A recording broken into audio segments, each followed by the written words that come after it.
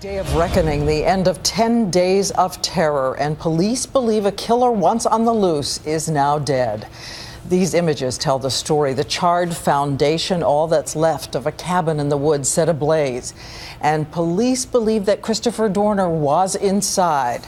While in another part of Southern California, police gathered to lay one of his victims to rest, one of their own.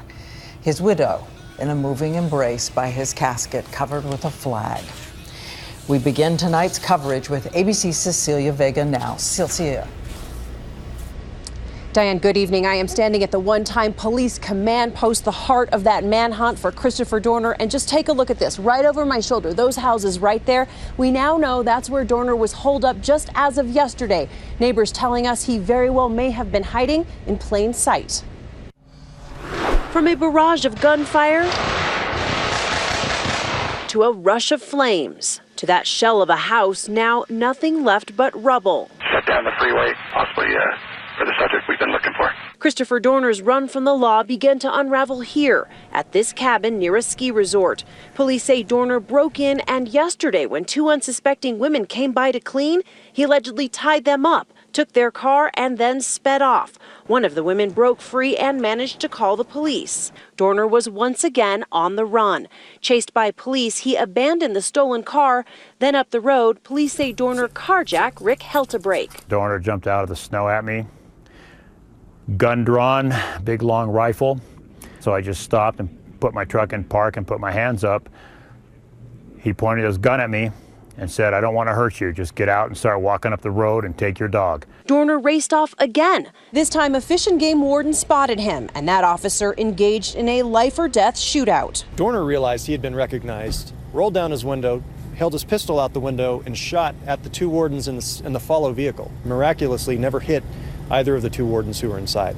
But police say Dorner did shoot two other officers during his run yesterday, killing 35-year-old Jeremiah McKay, who leaves behind a 7-year-old daughter and 4-month-old son. The former Navy reservist then holed himself up in a cabin, and here, in these usually quiet mountains, an intense firefight broke out. Police say they fired tear gas into the cabin.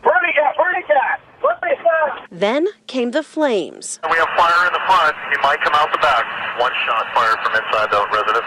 By nightfall, the cabin burned to the ground, and inside, authorities say they discovered a lone, charred body.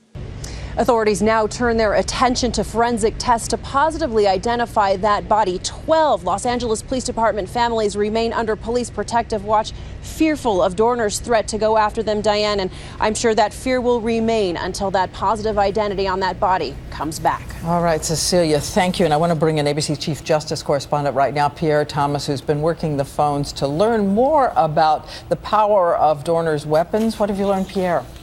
Good evening, Diane. Sources say facing Dorner was like facing a hitman.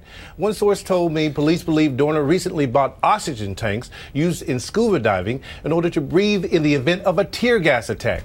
Dorner apparently was dressed for war in combat gear. Remember, he was not only a former cop, but also former military, an expert marksman to boot. His arsenal, an assortment of rifles and possibly explosives. In short, my sources said this man was lethal. Someone they knew going in had a death wish, Diane. And undoubtedly there's more to come on all of this. Thank you, Pierre. And as we said today, police paid a solemn farewell to one of their own, the first officer killed in the rampage. Dozens of patrol cars leading the procession for the funeral of police officer Michael Crane. Crane was a former Marine, dad to 10-year-old Ian, 4-year-old Caitlin. His wife Regina talked about their lives together. It just seemed too good. Everything seemed too perfect. As we said, it was an emotional and solemn ceremony today.